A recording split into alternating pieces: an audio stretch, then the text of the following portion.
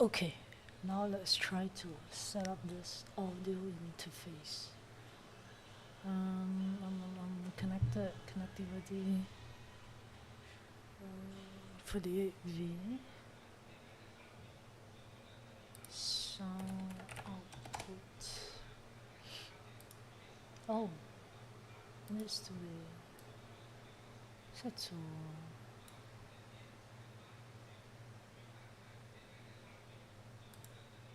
Why can't I set it to?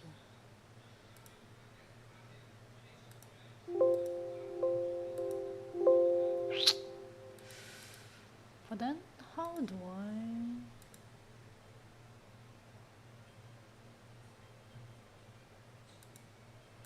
Yeah, how do I?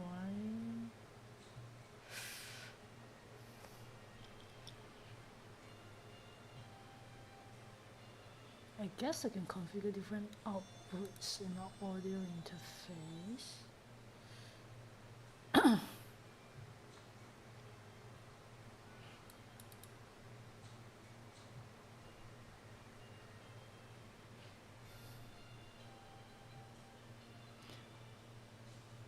Loudspeaker, headphone, volume.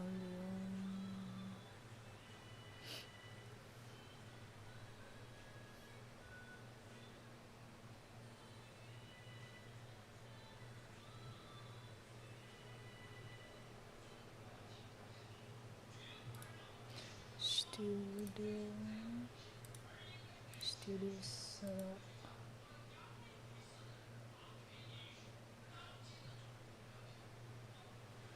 Devices, VST. Oh, that's like nothing. Devices.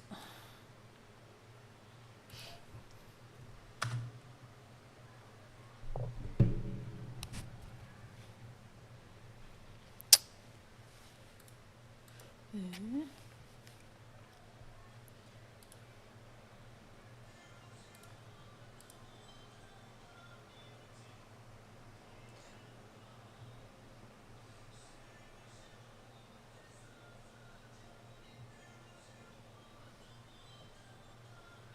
Here's the audio system in the devices menu.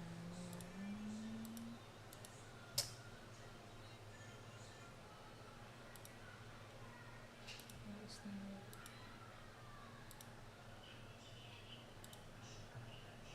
audio device? Oh, is that inputs, outputs?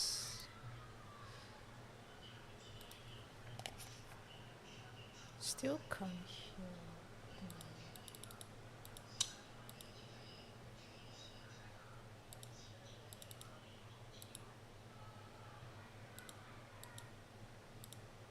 Audio device. Audio connection output.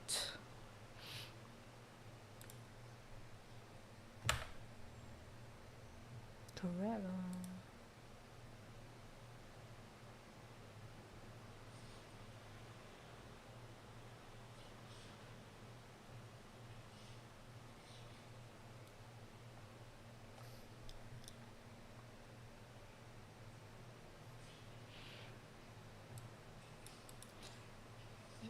In VST audio system,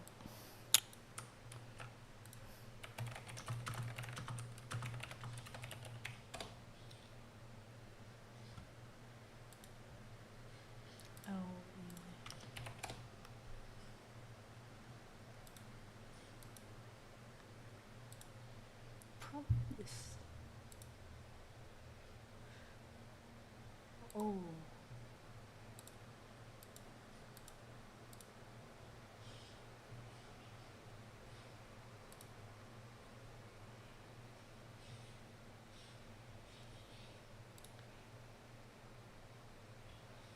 Devices, VST audio system.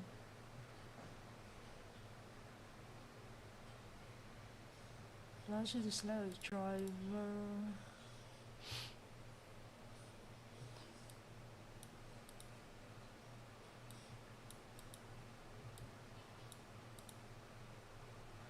close the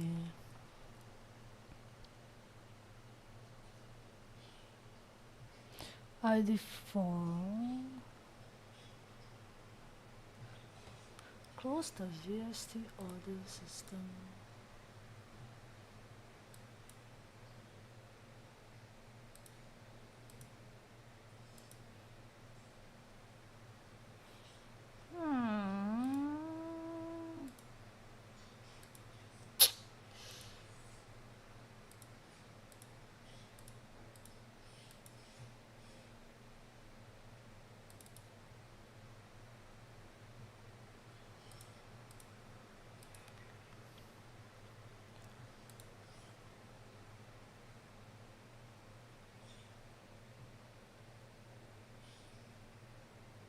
ASIO device.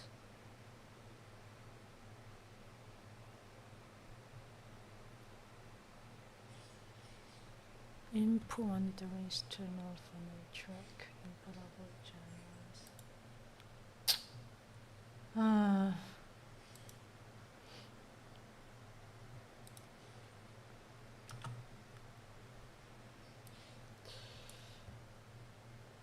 How do I go back to the beginning? What the hell is this? Yeah.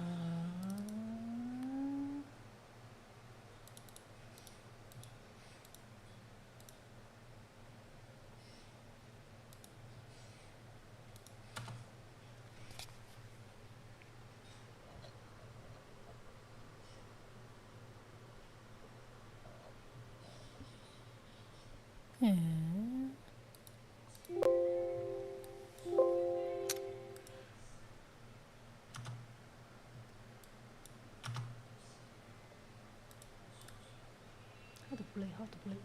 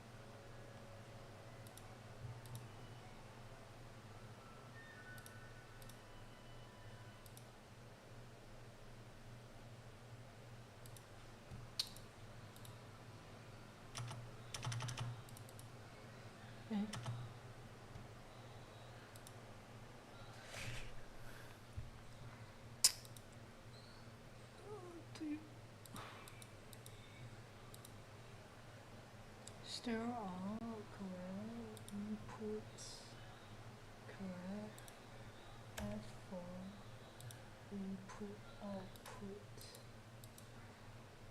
Next console, what the hell is this? VST plugin. What is this?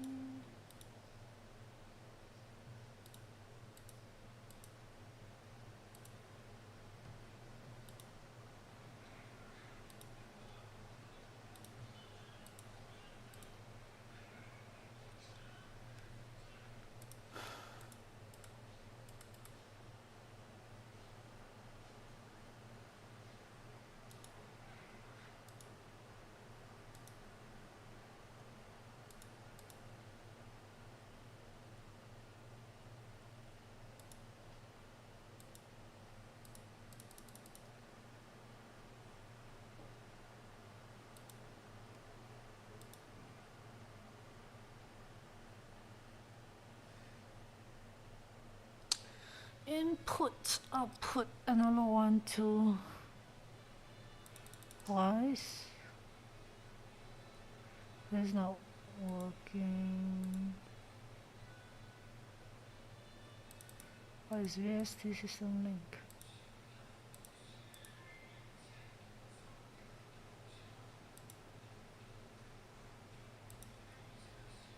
Huh? I don't get it.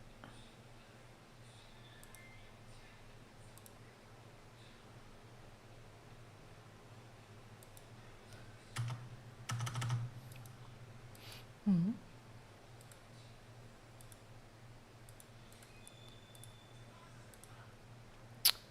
What crap is this?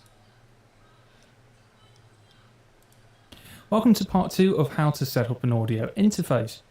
In this video we're going to look at how to then come back to this video. Now it's called Studio. So if you go, for example, I'm using an Audient ID 14 and you can clearly see here it says Audio. When the Studio setup box opens, just go down. The first thing we want to make sure is happening is that Cubase can see that our audio interface is there and connected to the computer.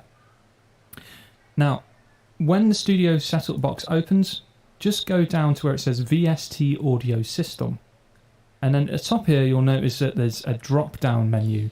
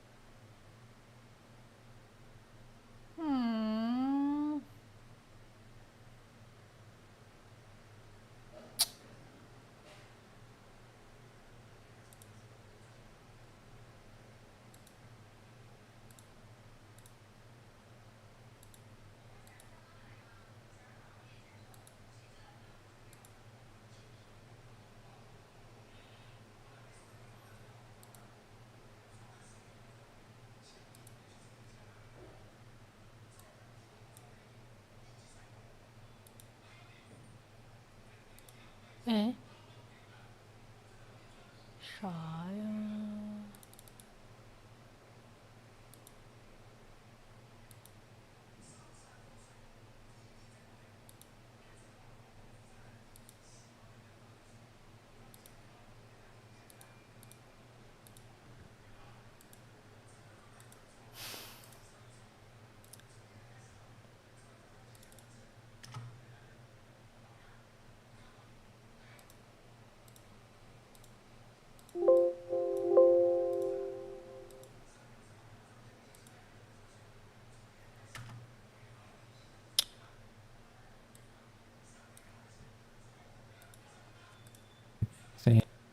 Inside of Cubase 10 at the top, there is a menu system here. Now this is slightly different to older versions of Cubase. The original video I did was for a different version of Cubase. They've actually changed the names of the menu systems now, so a lot of people might get confused with that. Now it's called Studio. So if you go to Studio at the top, and then go to Studio Setup, the first thing we want to make sure is happening is that Cubase can see that our audio interface is there and connected to the computer. Now, when the Studio setup box opens, just go down to where it says VST Audio System.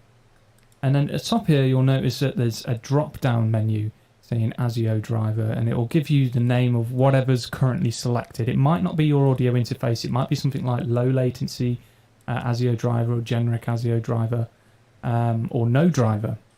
Now, from this drop-down menu, if you can't see your audio interface listed, so for example, I'm using an Audient ID 14, and you can clearly see here it says Audient USB Audio ASIO driver. If your interface is not showing up in the menu, There's two reasons for this. Three reasons. One, you haven't downloaded the software and drivers for your interface from the manufacturer and installed them. Two, it might not actually be an audio interface you've got plugged into your computer. One mistake some people tend to make is they'll go online, they'll see something that looks like a little a mixing desk with like four. The first you'll be using. If you'll be asked to select your preferred audio interface for the inputs and outputs. As it installs, you'll be asked to select your preferred audio interface for the inputs and outputs you'll be using. If you have multiple devices connected, you'll only be able to use one at a time. Once we're done, we can launch the Cubase program. The first dashboard window that opens gives us recent projects and templates for recording, scoring, production, and mastering. If we go to More on the right, we can select our empty template. At the bottom, we can select where on the computer the project will be stored. After we select the empty template and folder, Cubase will launch, and this is the window that we'll get. Let's start off with making sure our devices and settings are set appropriately. With the project started, let's look at where we can configure our audio interface. This is needed if we need to change the driver modes or use a different device. In my case, I need to know where this is located because I do recordings with both a Focusrite Scarlett 18i20 audio interface and the Avid 11 rack guitar amp simulator. To access the audio device controls, go to the Studio menu at the top of Cubase and select Studio Setup at the bottom of the list. If you haven't already done so, this is where you select the ASIO audio interface. To change the audio interface, click on Audio System on the left, then from that window, you click on the ASIO driver to select the device you have connected. If it's not showing up, make sure the device is connected and the drivers are installed, and then try restarting Cubase. Here I can select between my audio interfaces being the Avid 11 rack and Focusrite USB interface. There's an option below to release the driver when the application is in the background. I don't have that selected, but it can be used if you have multiple programs running requiring an ASIO driver at the same time. Below we have the latency settings for our audio interface. These settings can sometimes be controlled by our audio interface's driver. Under the advanced options, we have our interface set to 32-bit float. Multiprocessing is used to take advantage of the multiple CPU cores in our computer. ASIO Guard helps reduce latency by pre-processing audio such as effects applied to our track. It does not affect the latency of real-time instruments besides by offloading some of the CPU power. Other controls such as audio priority and disk preload won't need to be adjusted for our audio interface. We can select the actual device under the audio system indicator on the left. This gives us the interface's control panel, which can adjust its sample rate and buffer size. We'll also see the input and output latency. Most devices you'll use in a home studio will not be externally clocked, so we'll leave this unselected. Direct monitoring allows us to monitor our inputs through our audio interface so there's no latency with Cubase control. The list of them plug and play with Cubase. MIDI devices, particularly USB keyboards, are basically plug and play with Cubase. We just connect the USB keyboard to the computer and Cubase will recognize it without even needing to audio interface all the MIDI. For more advanced tools for most people recording in a home studio with a single audio from the Studio menu at the top. For most people recording in a home studio with a single audio interface, find the folder, plug and mix, bottom left of this window, folder. Tools to get started with recording and editing audio and MIDI. Thanks for...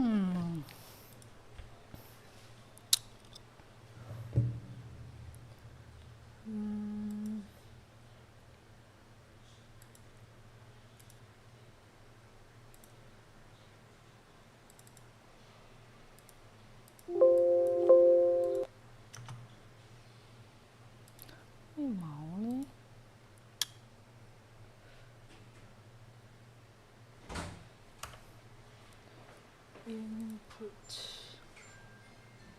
doesn't matter, output.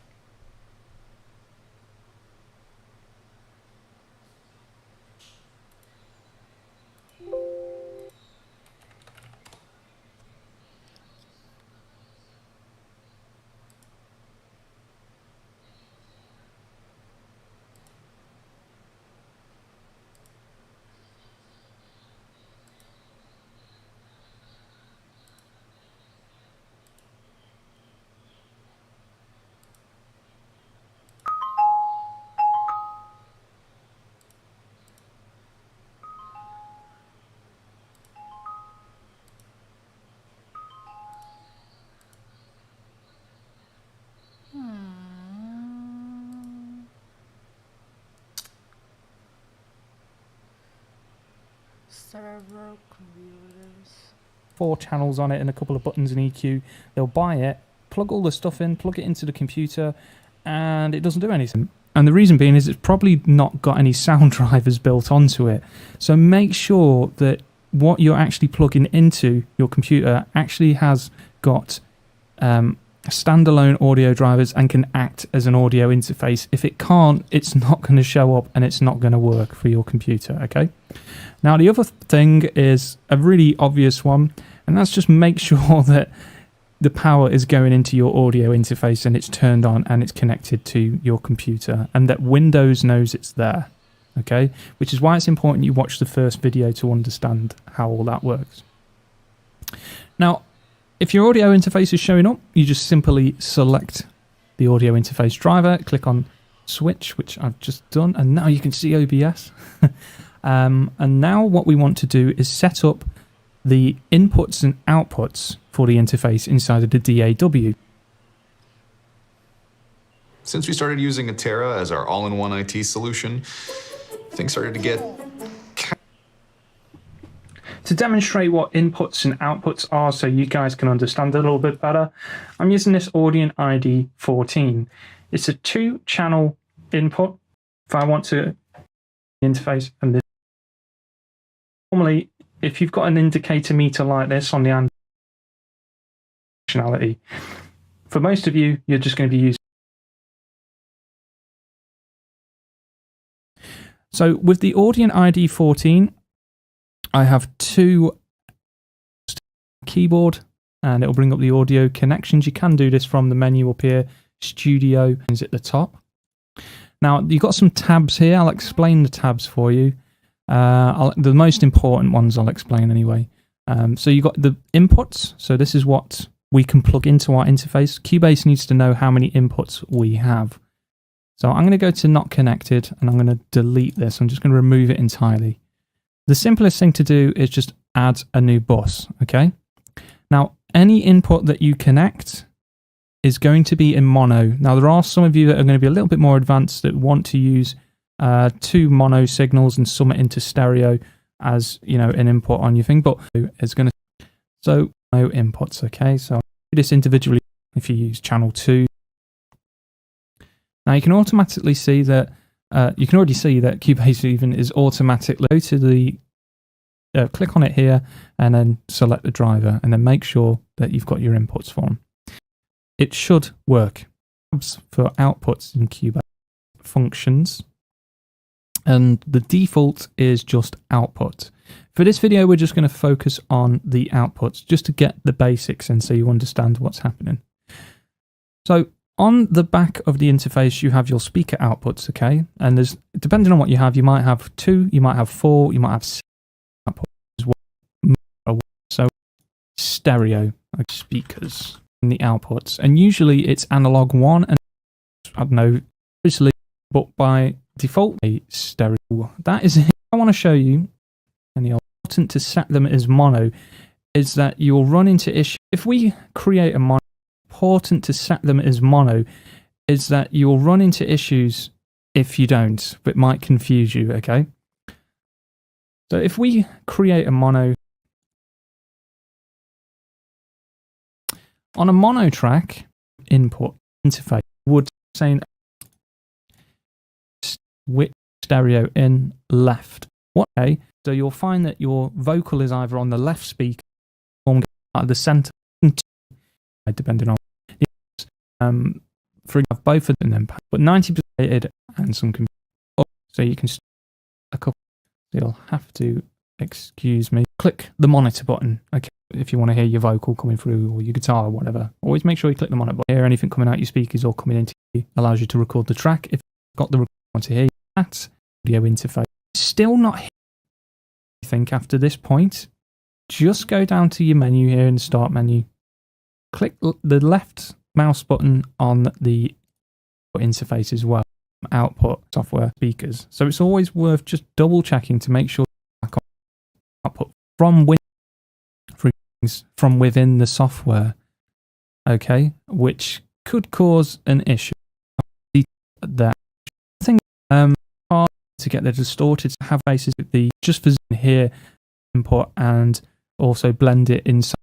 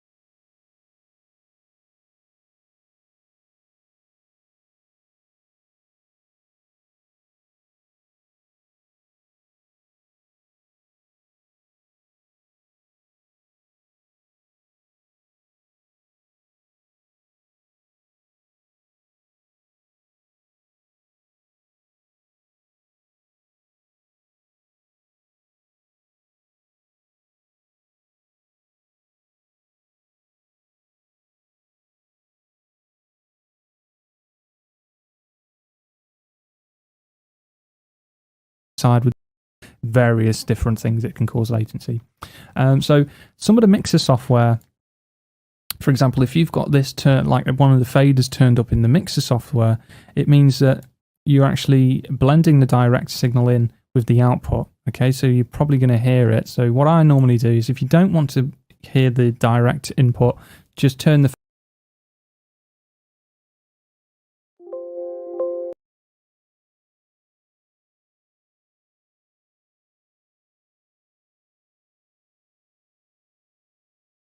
faders down. Okay.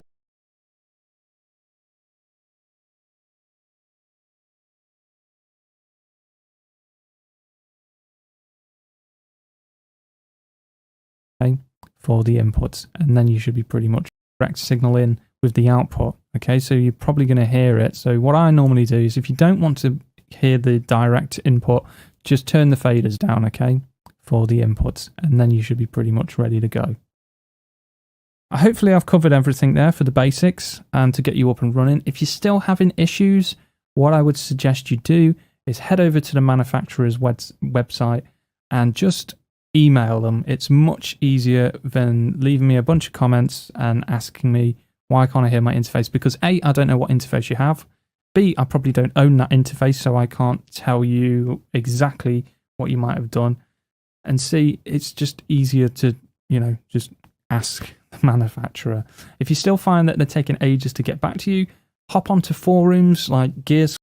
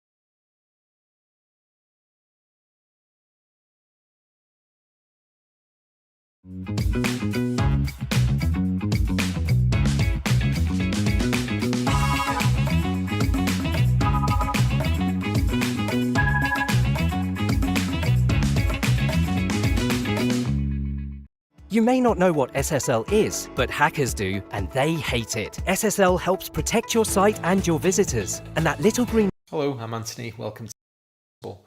So at the moment I've got two singles, a bit confusing because there are multiple different ways that we can get from A to B. Over the course of this video series, we're going to have a look at some of the primary means that we can accomplish that, and hopefully clarify some of the areas of possible confusion that you might have. If you enjoy this series, check out the Patreon and YouTube channel member links below. Great way to help support me. Now, I don't intend this series to be a beginner's guide on how to connect hardware into Cubase, but we do need to look at studio setup because this is the beginning of the journey. This is the very first step we need to take, and you want to make sure you've got this configured properly, because if you leave a load of stuff visible or unnecessary or improperly labeled, it's going to make your life so much difficult later down the line. I heartily recommend you sort this out first. So if you head into your studio setup, your hardware of choice will be configured like this. So I've got a Focusrite 18i8. Here are the 18 inputs. Here are the 8 outputs. I use very little of it. I use potentially 5 or 6 inputs at most, and I use 4 separate outputs. And we're going to talk about that today.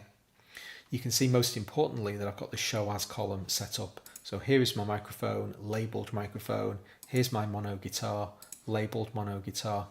I have an optional stereo guitar input on 5 and 6. Basically go in and take the couple of minutes it takes to label all of your inputs properly in this show as column, and then mark as not visible, in other words uncheck all of the boxes for inputs or outputs in which you have no interest. I can't overstress how important it is when dealing with routing to keep things as absolutely simple as possible. So at the moment I've got 2 single mono inputs, my microphone and my guitar, and we'll have a look at the outputs a little bit later.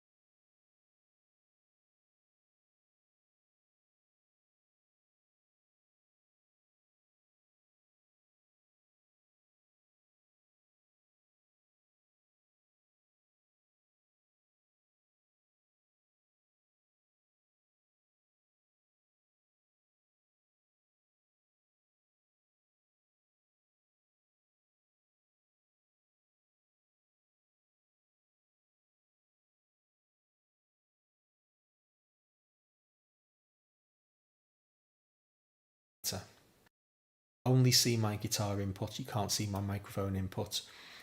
I use the control room for reasons that are more to do with me making YouTube videos. I need to be able to talk to you. I need to be able to record the feed in OBS. Those particular requirements are perfectly suited to the use of the control room, and we're going to discuss that today. I'm going to use my really simple little setup here as an illustration of some of the various challenges that we have in routing and how you can solve them in Cubase. Just for now, let's have a look at this mono guitar in. This is a bus. Now this is a term borrowed from electrical power distribution system, huge metal bar coming to bus, think about, or people, up the control output coming out but Cubase, or main mix. I'm using those words again very carefully. This is Cubase's main mix output. It's the master output for Cubase. Let's hop into the control room briefly. We're not going to spend too long there just at the moment. We will come back to it later. But just to show you that in the control room, we have the word main and we have the word mix. If I was to click that button, well, the first thing that would happen is that you would stop hearing me talk, but that would be the primary mix. If I was to click it later, that's the output for Cubase. Let's hop into the control room briefly. We're not going to spend too long there just at the moment. We will come back to it later.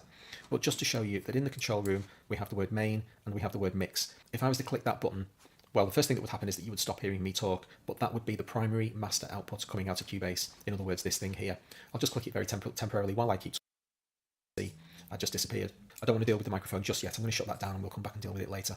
But if we ignore that little quirk, the fact that the stereo out is still in use, but it's kind of labelled as not connected. We've created our first end-to-end routing. We've created an input bus from our guitar into Cubase and an output bus from Cubase to the outside world. And we can demonstrate that very easily by creating an audio track that connects those buses together.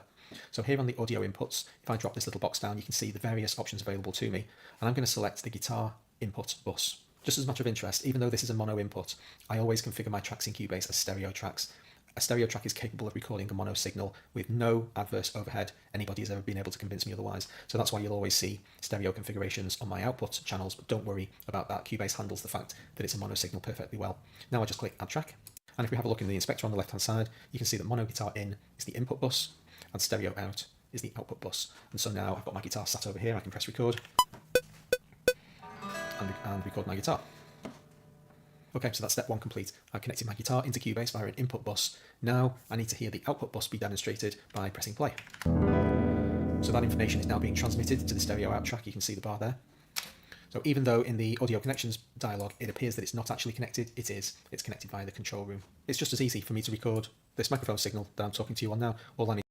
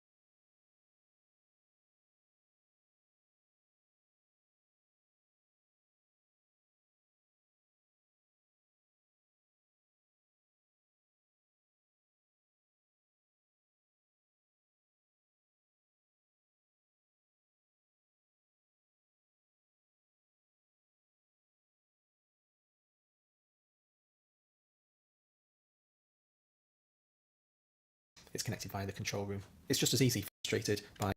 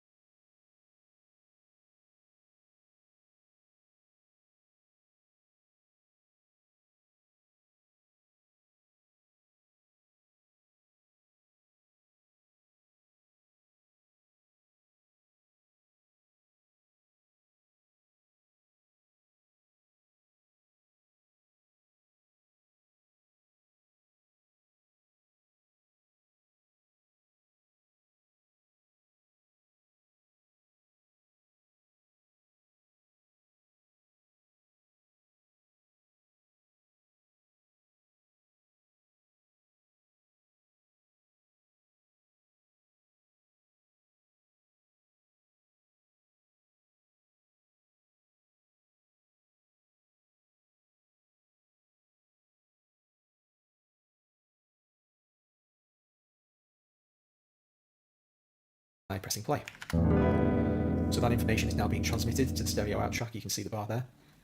So even though in the audio connections dialog it appears that it's not actually connected, it is. It's connected via the control room. It's just as easy for me to bus myself through I can record this track perfectly well. Let's have a look at the control room. This is a very nice little illustration of various routing issues that I have, which is sat on Cubase, the ASIO drive Cubase with there. Weird. This is an info on my audio interface and feed them back into the audio interface as a completely independent input source. This main, see this now, then it comes back into Cubase in audio interface. This little green button says enable talk back to Q channel. You know when the engineers in the recording studio, they press the button and talk to the singer in the vocal booth? That's an example of routing. One of the features of a Q send is to have this feature called talkback. See this little green button says enable talk. Don't have through the Cubase, and in this very stuff in input in Cubase control.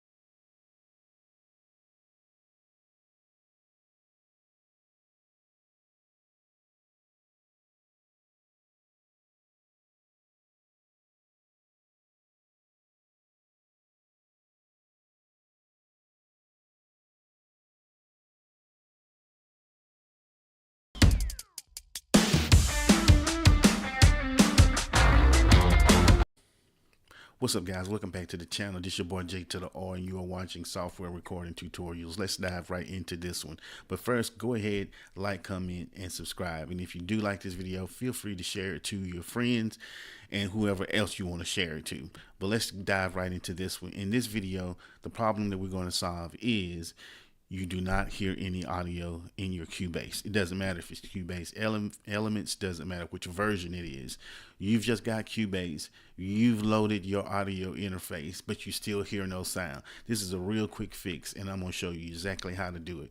So let's say you've already started, you've already set up your audio under Studio Setup. You know, you already got your audio system set up. You've chose the driver that you wanted. Everything is right. Your delay, your in and outputs are there. But notice something that's very, very important that you should know, and that most people are going to overlook. If you ever come over here and you're playing and you don't hear no sound and you have no idea, I'm going to tell you the quick way to figure out you have a problem. Go up to Studio, go to Studio Setup. And yes, you have the particular driver that you have installed, but look over here. It says state inactive for your input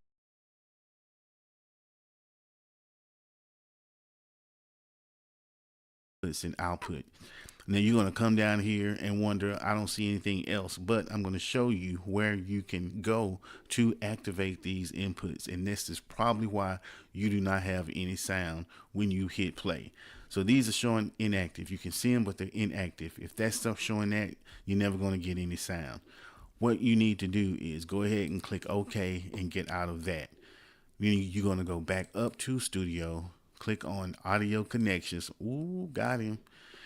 And you're going to notice, look, there's nothing connected. So at some point in the process of you setting it up or not setting it up, you did not select your audio connections. So all you have to do to fix that is make sure you're on the input channel, because sometimes you can hear what you are playing, but you cannot, but it's not recording anything. And here's why. Make sure you're on your input tab. Just come up here and select the audio device that you're using. And now you have direct ports, device ports 1 and 2 active. If you have 4 channel, all 4 channels should be active. If you have that, and you're going to have your stereo output you need. Now you want to exit out of that. Now watch this. You got sound.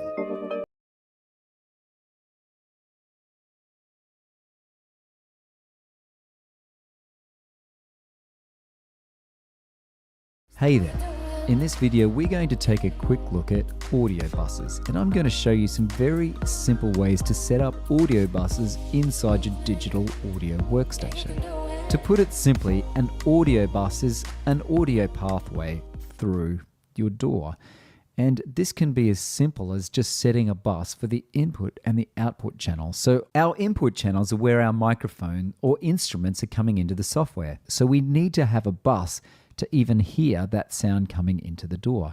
And I've got a simple stereo left-right bus set up for my input, and I've got my studio monitors set up to the left and right stereo output bus. I can also coming into the DAW, and I've got a simple stereo left-right bus set up for my input, and I've got my studio monitors set up to the left and right stereo output bus. I can also add further buses, which is handy if I've got more inputs, and we can get a little bit more complicated studio units set up. So there's lots of different through a number of their inside audio connections. At the moment, I'm just going through a number of different lead vocal tracks, and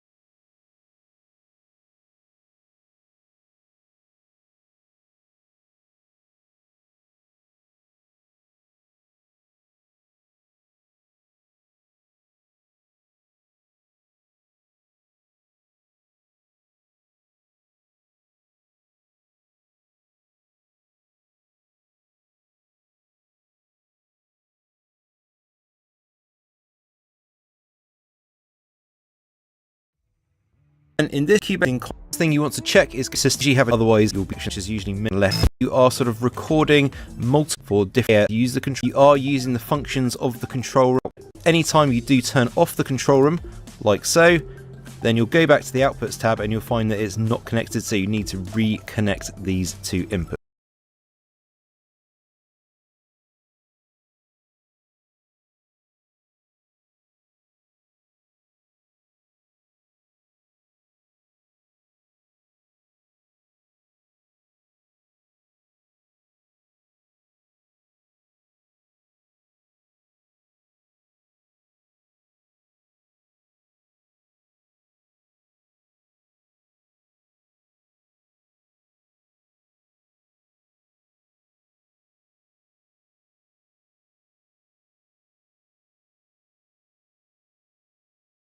I got no sound. Took to the bottle. I'm not, because I can't do. If you're nice, so good, and you'll notice that I have USB audio control panel.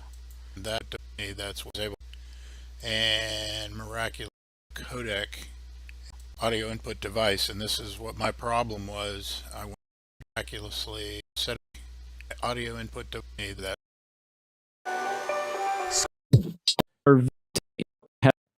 We have interface. This is 4. Okay, you can 4. So guys can on it. So now playback out already have other faces inside. So put base music using this. We will see you soon. You still haven't made any music? Well,